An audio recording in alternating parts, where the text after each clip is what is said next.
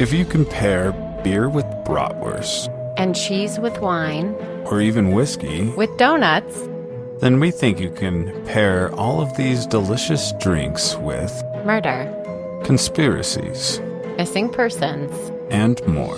Drink with us as you feed your craving for true crime and creepy stories. And we're back. We've been off the map for a little bit, but this is Perfectly Paired with podcasts, and we're back, and we're bringing episodes to you, hopefully weekly. This is my beautiful wife, Katie.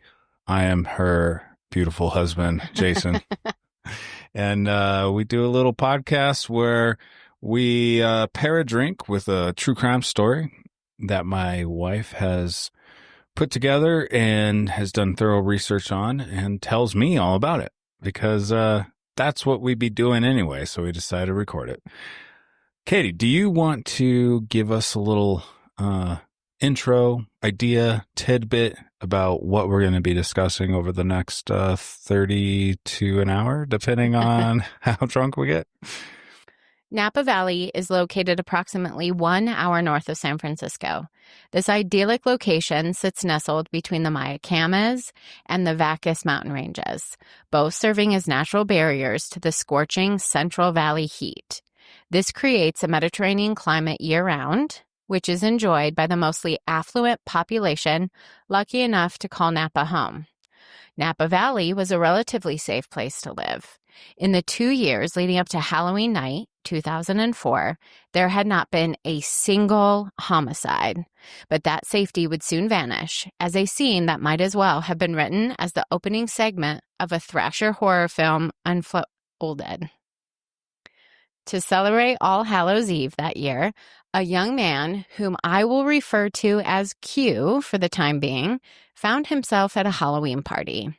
There, he and his girlfriend had gotten into an argument, and after getting incredibly drunk, Q had to be driven home by his girlfriend, who, once getting him into the apartment, tucked him into bed with the hopes that he would simply sleep off all of the anger and the copious amounts of alcohol he had consumed that evening.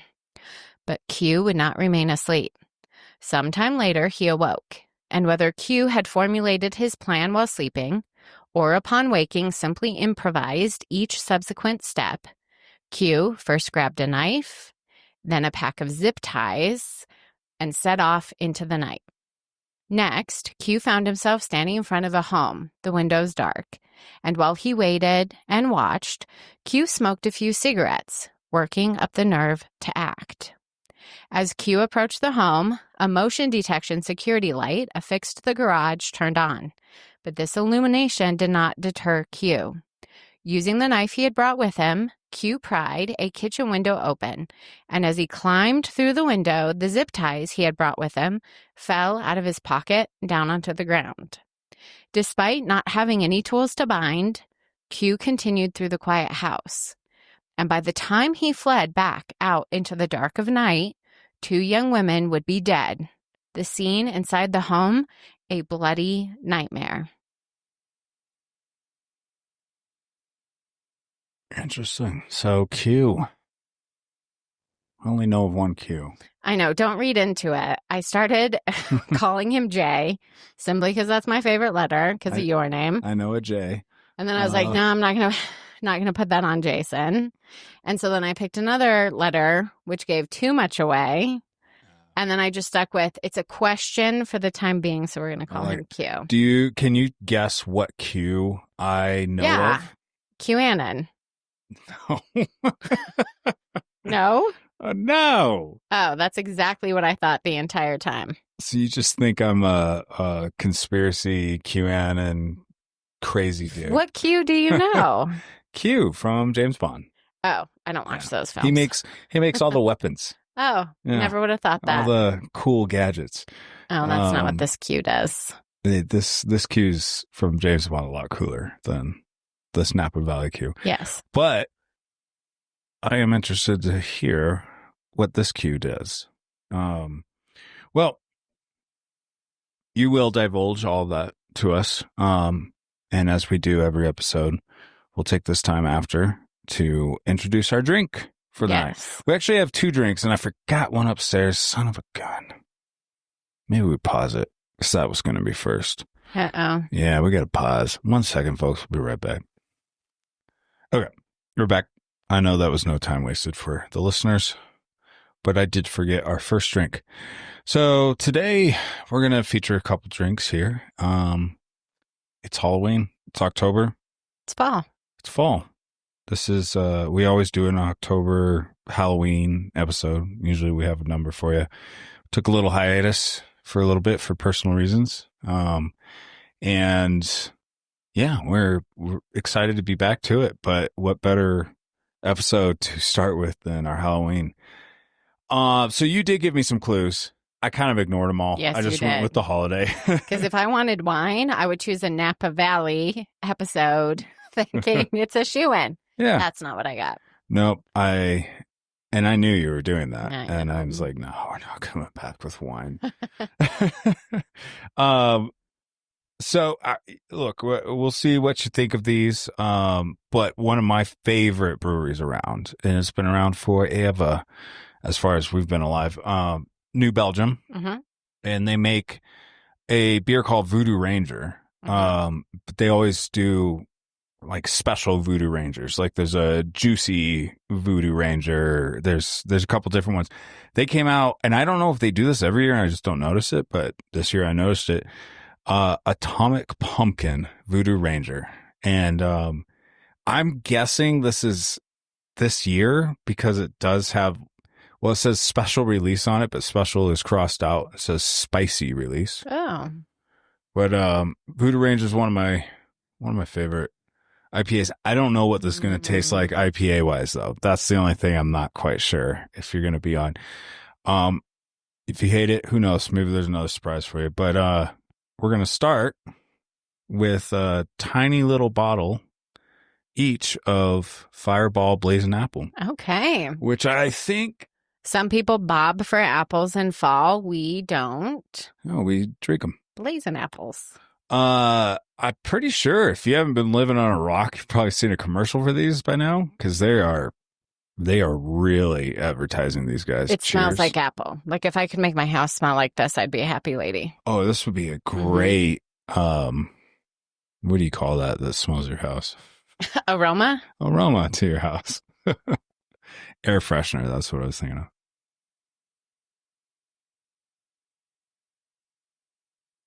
Oh, yeah. I prefer that to Fireball. Yeah. But it gets you all the way down. I don't know. I prefer it right now to Fireball. I could see myself getting over it. It's pretty sweet. It's very sweet. Yeah. I like Fireball because it's an easy one. Low in alcohol. This is as well. And the cinnamon of a regular Fireball is just really good. But this is really good. It's got the cinnamon of the Fireball with the apple. It reminds me of kind of like an apple pie type. Yeah. Thing. Yeah. Yep. I have no negative comments about it. All right. Let's see what you think of. I'm saving them all for this pumpkin IPA. Atomic Pumpkin. I like pumpkin. Pumpkin is one of my favorites. In terms of seasonal flavors, yep, IPA is one of my least favorite. I honestly think, so I think this is our third Halloween that we're doing on our podcast. And I think we have always featured a pumpkin beer every October. And probably for a Halloween episode.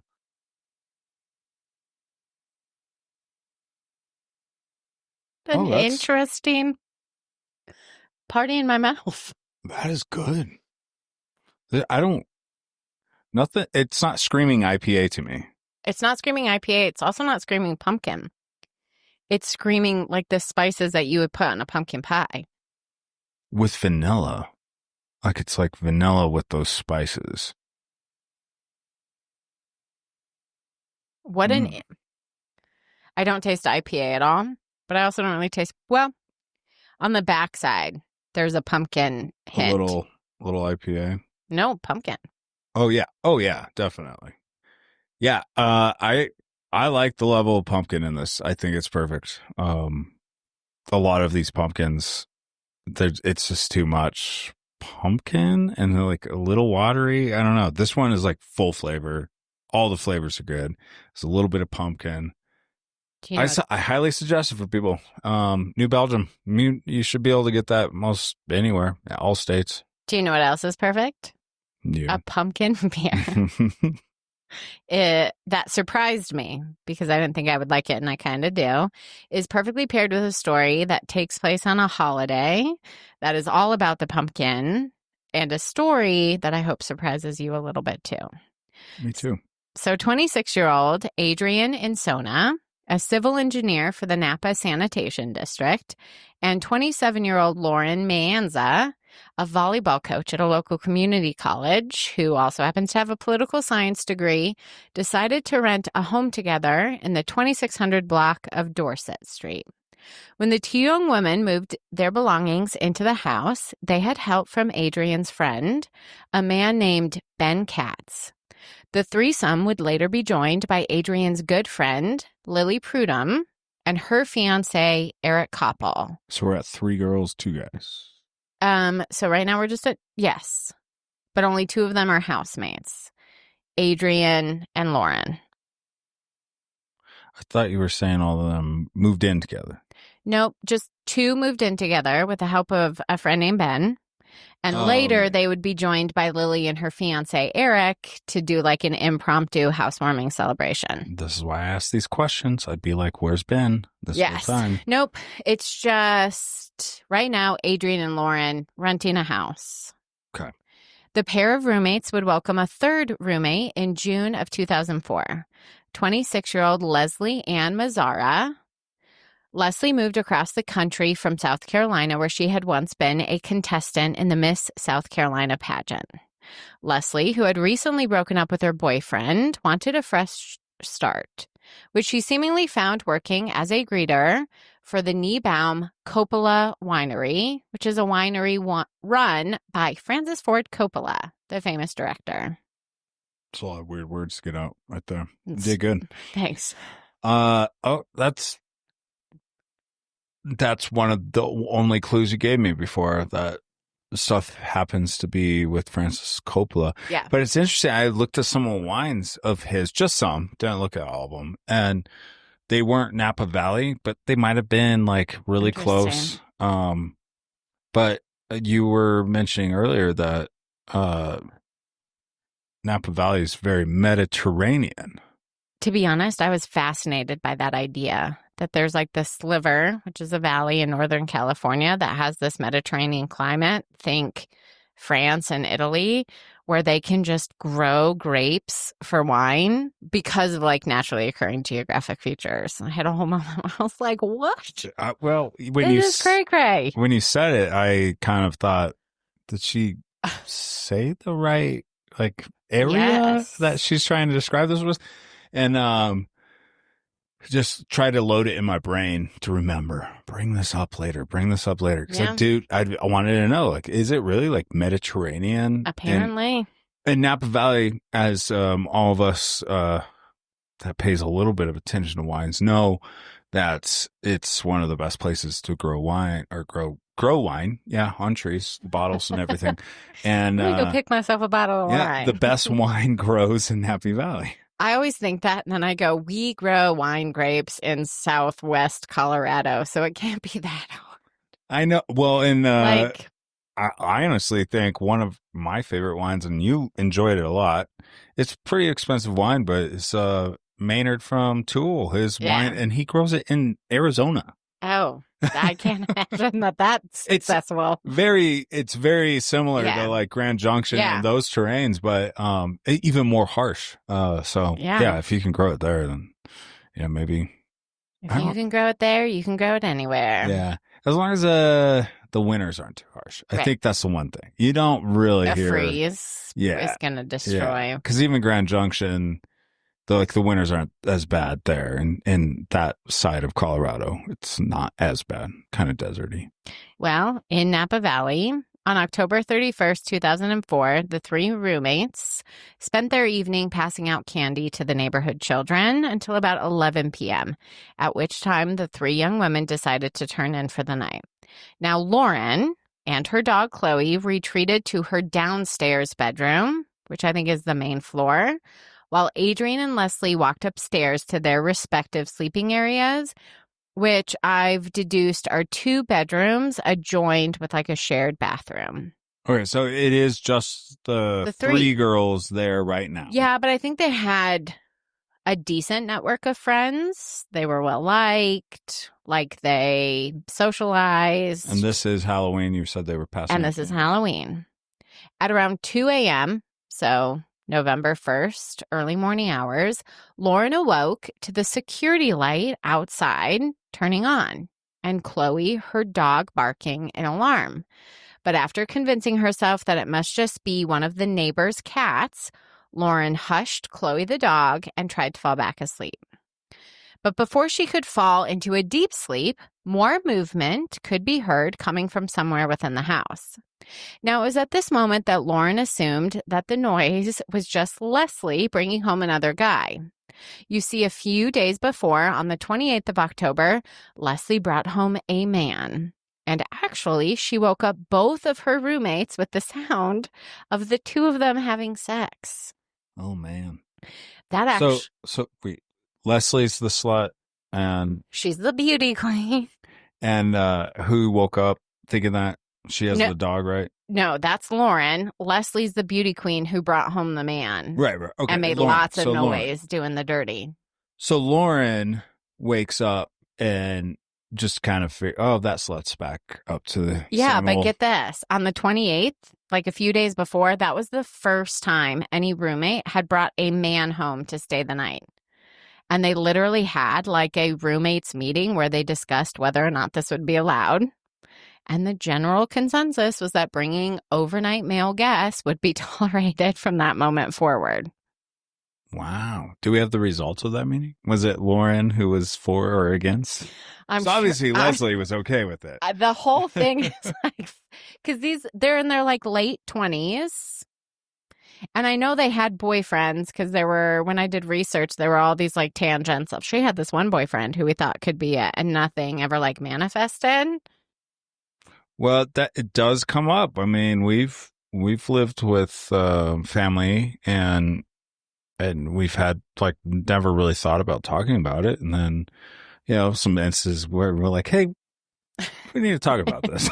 Well, that night she just assumed Leslie was bringing another man into the house, trying to ignore the sounds of movement, as you would if you had to listen to your roommate having sex a few nights before.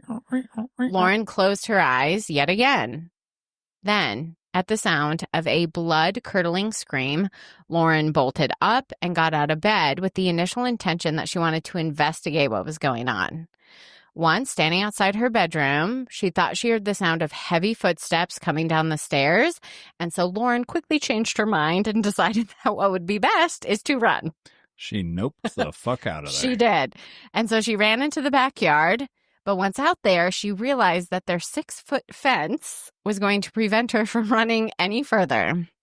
So Lauren decided to hide.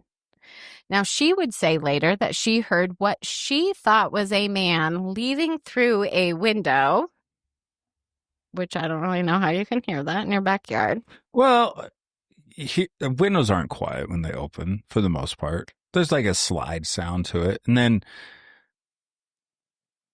probably a struggle of a bit of like getting out of it and dropping down. You like hear it's a different thud and like, shit. And then another thud as he hits the ground. Like some grunting as he's like, or she, I don't know who the killer is now. Don't want to gender specify here, but, just, yeah. So it's a different sound. It's not the same as leaving through the back door or the front door. And then she also heard cries for help. So Lauren decided to return to inside the home. Lauren first entered Leslie's room, where she discovered Leslie's dead body lying face down in her bed. Her body was covered with stab wounds. Oh, jeez. When Lauren entered Adrian's room, the scene was quite different. There was blood everywhere, indicating that Adrian had woken up and mounted a defense. In fact, as Adrian had defended herself, that was when the attacker would sustain an injury, which was the catalyst for the attacker Q to leave blood evidence behind. Adrian herself, although critically wounded, was still alive, curled up near the foot of her bed, trying to cry out for help. Lauren, slipping on the blood-covered floor as she ran, immediately went to the phone to call 911, but she soon realized that the landline had been disabled. So Lauren grabbed her cell phone and, fearing that the intruder would either return or perhaps had never actually left, got into her car and dialed 911 as she drove away from the scene. She's got some interesting reactionary actions. This has actually prompted me. This whole story reminds me of the 4 college students in Idaho who recently got murdered. I was literally going to say that at some point. Washington? It was one. Anyway, I think one start and one. That's going to be our next story, because you have a roommate with a dog. You've got a roommate who sees the attacker. You've got one person who's the target. They mirror each other so well. That's why I'm surprised I haven't heard of this. When you like, I think it was a big deal in 2004. Which I was not paying attention to this stuff in 2004. I was playing basketball on the varsity basketball team. Okay, that's a big shot. In high school. I was more worried about, making practice, barely skeeting by on my grades, and buying weed. Well, that's what I was waiting for that. Now, before emergency responders arrived, Adrian too succumbed to her injuries. So with 2 deceased victims and a quiet community demanding answers, investigators set to work collecting evidence. Plastic zip ties were collected from beneath the window, as well as 2 cigarette butts from the front of the home and a 3rd cigarette butt from the back of the home. 71 blood samples were taken from inside the home. Sorry, everybody to know, that was a pause for a burp. This beer will make you burp. I burped like 100 times the first 10 minutes. Now I'm good. I don't really have any burps left. Just building up gas. Holy cow, it made me burp. Now, 71 blood samples were taken from inside the home, which were determined to come from both victims and a 3rd unknown individual. A blood smear was located on the exterior of the home, which would later be used to determine that the person injured, most likely the intruder and the attacker, was right-handed. From the unknown blood sample collected, officer used new DNA technology developed by a Dr. Tony Ferdakis to create an ethnic profile. The attacker was most likely a light-haired male of Northwestern European descent, which I could only imagine was a significant portion of the Napa Valley population. It's like literally everybody. White male with light hair. Interesting. I wonder if his research, this is so dumb to even mention, it's just a dumb thought. I wonder if that, it reminds me of the ancestry, DNA research. Still not, so I'm going to separate those 2 things. They've used that type of technology in other cases to give some general characteristic set for who the attacker could be. The only problem with that is weight, stress, drug use, all of those things can manipulate the way somebody presents themselves. Certainly. So it's less effective, except to eliminate the African Americans who called Napa Valley home in 2004. So they eliminated 10 people. That's kind of what I'm saying. Now, just kidding. We don't know what maybe there is I'm sure there is, but it is an affluent community. That's what I figure. When I think of Napa Valley, I think of Aspen. Yeah.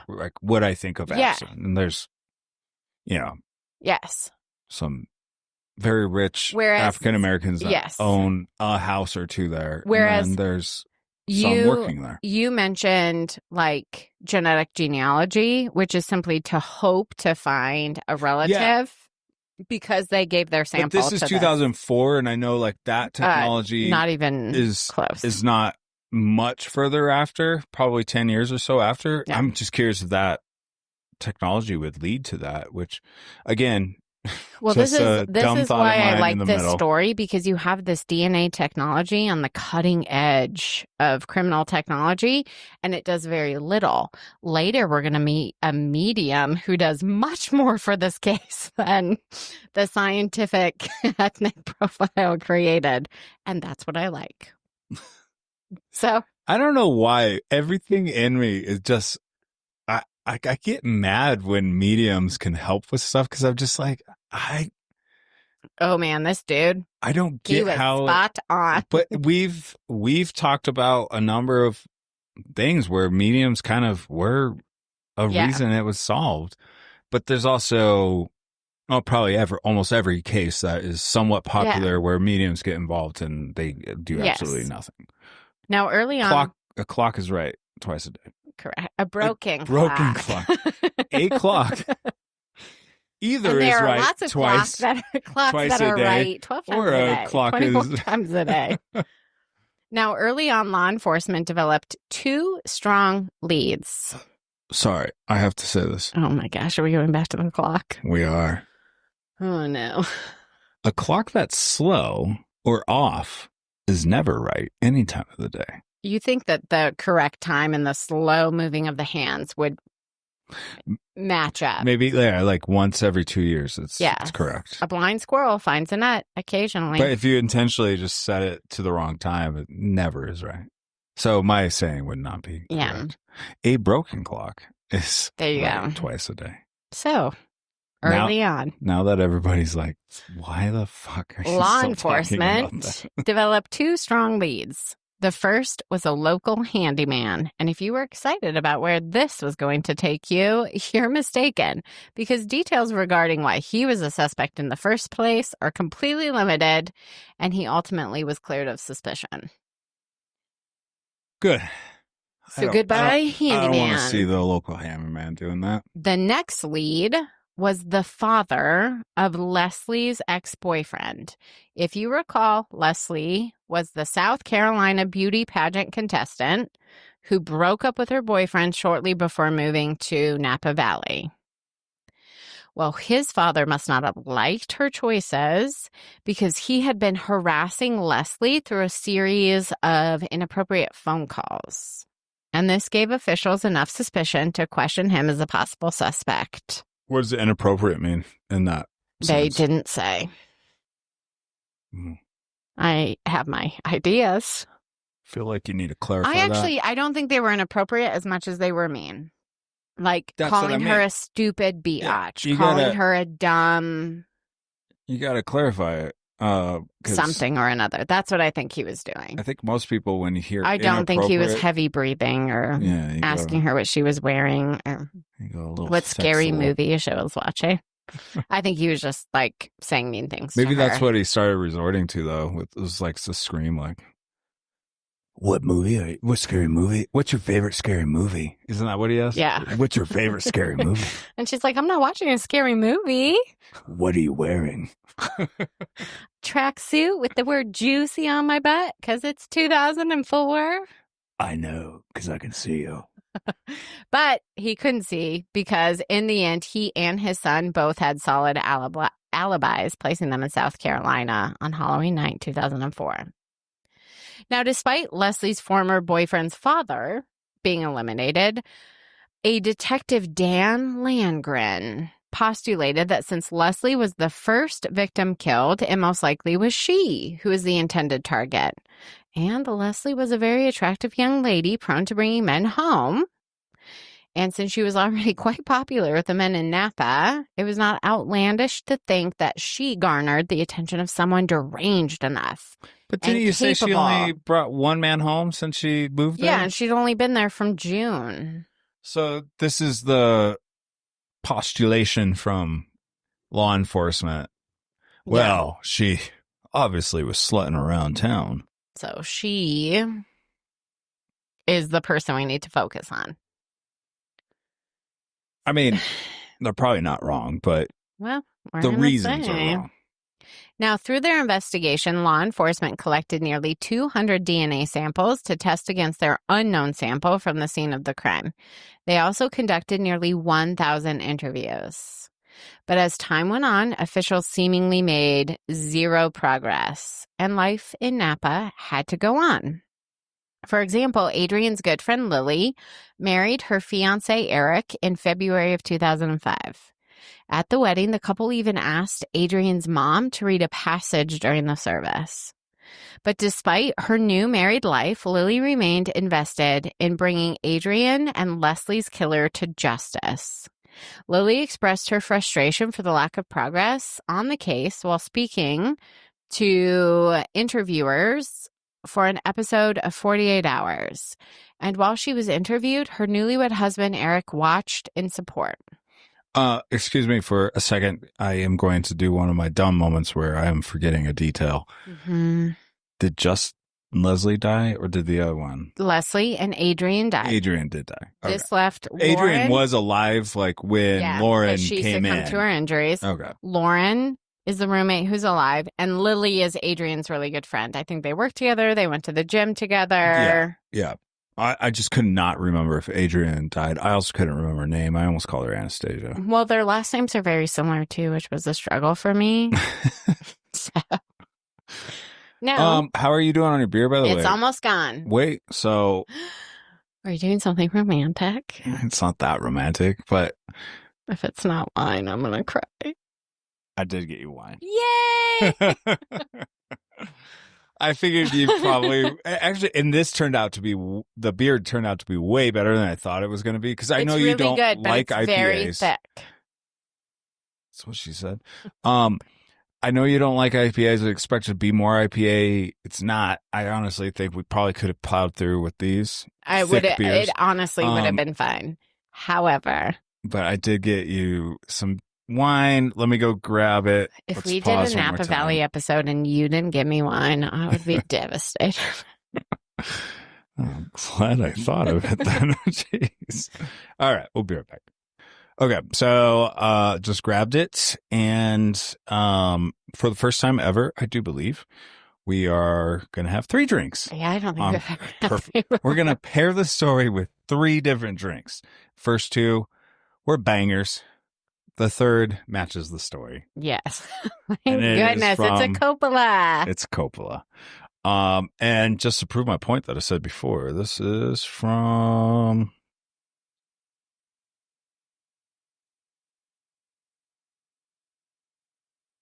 He's reading. Geyserville and Meteca, California. So they must have several different places because I also read... definitely one other. I cannot remember the name. I think it started with an M, but it wasn't either of those. I'm also curious because the winery was called Niebaum Coppola, and I wonder if it's a joint venture where you can't just come in, even if you're Francis Ford Coppola, and buy like vineyard land in Napa. So maybe you have to collab and Niebaum. I could have sworn I saw that too at the well, it was Niebaum Coppola. Anyway, here you go. Coppola. Yay! I am curious what you'll think of it. I haven't heard the greatest things about Coppola.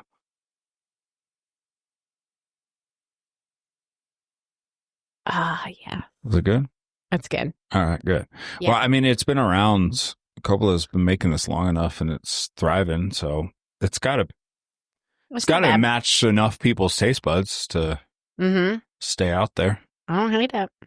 But the standard, not a crazy special one. There was a couple others I saw over this last week. Has been keeping my eye open, but yeah, this is kind of your.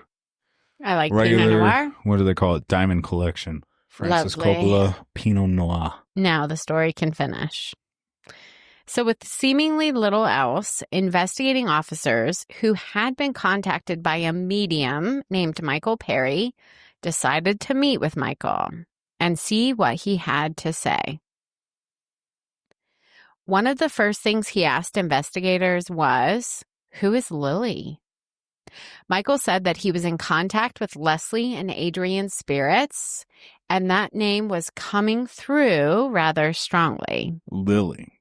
So Lily was the friend who helped, well, she didn't help them move in, but she was there at like the housewarming festivities that night. Then, when Michael the medium was taken to the scene of the crime, or the home on Dorset Street, he was able to identify exactly where each of the victims had been found, which was not information known to the public. Not at all. Nope. They didn't release any of that. No. Then Michael, again allegedly using information fed to him by the spirits of Adrian and Leslie, gave a description to a sketch artist in order to draw the attacker. What was produced was a white male with a goatee. Which is probably most of the young white males in Napa Valley at the time. Well, Lauren was asked if she knows any man with a goatee, and she gave them the identity of Q. His DNA was collected, but lost somewhere and never tested initially. So in September of 2005, again, with little else to go on. Could you imagine being this killer, given your DNA, and They don't a come year back for you? goes by and you're just like, did I get away with it? And you literally did. Not quite a year, 11 months. But you literally are getting away with it because dumbasses lost it. Also, in Napa Valley, how much DNA are they collecting that they let it go missing? Test it. So in September, so 11 months afterwards, with little else to go on, again, officers released information about This is also the first murder in Napa Valley, right? In 2+ years, yeah. Oh, 2+ years. I thought it was longer than that, but that's still a long time. That's an incredibly long time. I almost stopped you when you said that because I wasn't sure if you said like ever. No, the 2 years leading up to that date. No people had been killed. That's pretty good. Good track record there. Yeah. Yeah, you'd think the cops would have nothing else on their minds to handle besides this. And how many years are we after the murder happened now? Not even a full year. Not even a full year. The end of October, this is when it happened. This is September of 2005. Okay. So the officers decided to release information about the specific type of cigarettes that had been discovered on the premises. Now, the DNA from the cigarettes had been matched to the unknown blood sample taken from inside the home, meaning that the cigarettes had been left by the perpetrator. The brand of cigarettes was rather distinctive. They were Camel Turkish Gold and apparently had only been on the market for like 4 months at the time the crimes were committed. When those came out, they were my number ones. Were they really? Oh, yeah. So they figured that releasing that information would put enough pressure on the suspect, not even suspect at this time, the perpetrator, that he would start acting a little strange. Huh. And then investigators asked the surviving roommate, Lauren, who had been previously asked about the goatee, whether or not she also knew of friends or acquaintances who happened to be smokers. And there was only one friend who stood out, a man with a goatee and a man who liked to smoke cigarettes. That's interesting. I mean, a lot of people still smoked then. Mostly everybody I knew would smoke socially, but if you would have asked me at 2004, well, let's just say a year or two later, because I would have been older, out of high school, I would have been able to tell you exactly like, oh yeah, this guy smokes regular, this guy smokes regular, this guy does. And I almost could probably tell you like the brands they regular buy if I was around them somewhat often.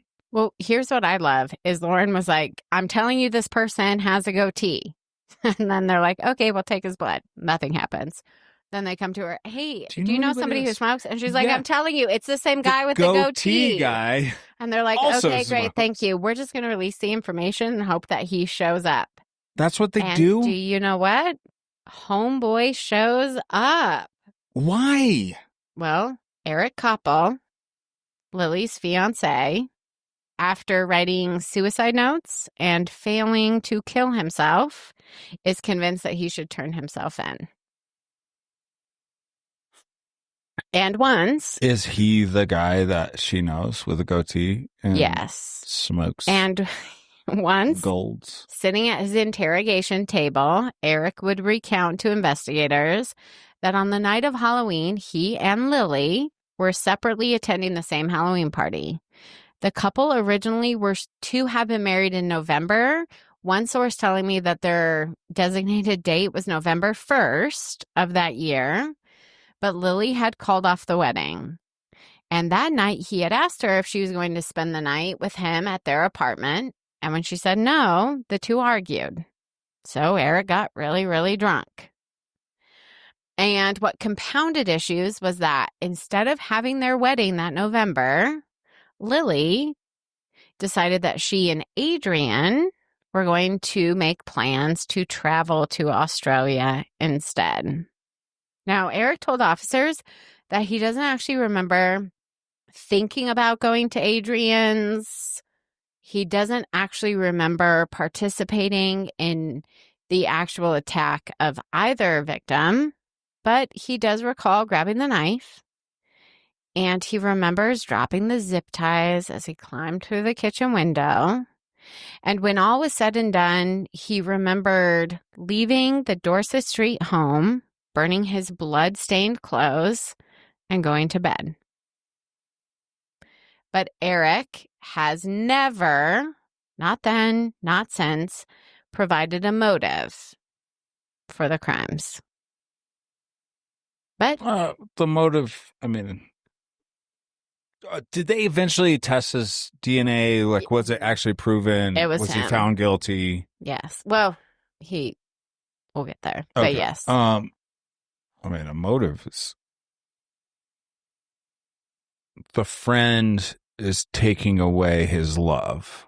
Well, I'm going to tell you about two motives because I told you it was going to be a surprise. Happy Halloween. Just like my Coppola wine. Now, two options for motive seem to be on the table.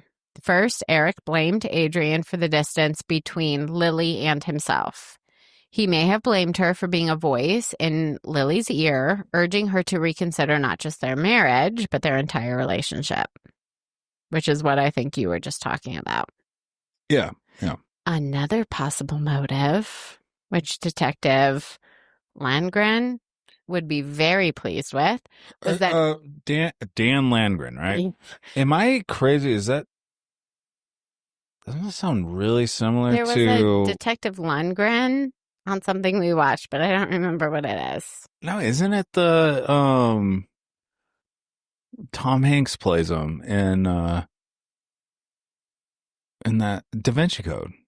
No, isn't that's Dan Brown is the author of those books. Yeah, no, but isn't it it's like something Landgren or Lundgren or something, isn't it? Oh, well, maybe we've talked about somebody, because that's what I could not figure out. Did we talk about another detective that says similar name? It sounds so familiar.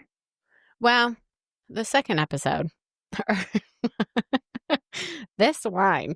The second motive was that Eric had allegedly made a pass at Leslie, the pageant contestant, and fearing that if Leslie did reveal that interaction to Lily, it would be the final nail in their proverbial relationship coffin. So Eric set out that night to silence her. It was just Adrian who awoke to the sound, and so Eric thought she also needed to die. I don't know if you said it because I only listened to 70% of what you say. If that. I was being generous. It did sound like Leslie was the first to die. She was. She died not knowing it was even coming, whereas Adrian was she was up and fighting, defending everything. Can I tell you? Are they very, very certain of that, or no? And I'll tell you theory? Why. Because I don't know if it's Napa Valley and their Mediterranean area lack of skill in terms of documenting stuff, or 2004 and nobody's like reporting the nitty gritty because they don't realize there's a whole population of people who care. But there were several accounts of where their bodies were found. And like I told you, the median was able to like pinpoint where the bodies were found, and none of that had actually been released. And even Eric himself, he told a completely different story where he breaks into the house, doesn't remember killing anybody, wakes up inside the house, and Leslie is in a pile of clothes. So I found a source that said that's where her body was found. And then Adrian was actually in Leslie's bedroom in 4 inches of blood. And so like the reporting is so inconsistent that I don't know. I believe Leslie was killed first, but probably for no other reason than he happened to go left instead of right, or right instead of left. I definitely think that your, first thought of why this went this way is right, and that is probably the police just being inefficient in the way they handled all of this and not used to these type of things, and maybe covering up a little bit of this murder because it's fully a tourist type town, that they just don't want the word get out too much. And I don't know, I think they probably stumbled into a lot of luck with this guy coming forward. Eventually they would have found the DNA and went up, but man, that guy could have been long gone by then in Mexico. Just celebrating a different Halloween holiday. Yeah, exactly. Now, perhaps both motives were actually true, and that was all it took that Halloween night for Eric to end the promising lives of 2 well-liked, successful women who had their whole lives ahead of them. Eric reportedly had moved around a lot as a child due to his father's military career, and this shy young man had struggled with depression for years. And even if we give him credit for the fact that depression in men often manifest as anger, the real question I think everybody will forever ask is why. In the end, Eric pled guilty to 2 counts of first-degree murder and was sentenced to life without parole, 2 sentences of life without parole for each murder victim. Mm-hmm. And at his sentencing, he spoke to the judge, and this is what he had to say. I can't fathom an explanation for my sinful deeds, the terrible agony inflicted upon a great number of people. My relationship with Lily was in jeopardy and crashing. It was like it fertilized the seed of anger in my heart. There was rage inside of me. If I only listened to those who pleaded with me to get the help I needed. Now, Adrian and Sona and Leslie Mazzaro were not technically murdered on Halloween. Their lives were tragically cut short during the early morning hours of November 1st. But November 1st just so happens to be a Mexican holiday called Dia de los Inocentes, and is a holiday to honor the deaths of children or those of the innocent. And I think in this case, the day can also honor the seemingly innocent lives of 2 women who were guilty of nothing more than simply knowing a man who on Halloween 2004 became a boogeyman, wielding a knife with a thirst for blood.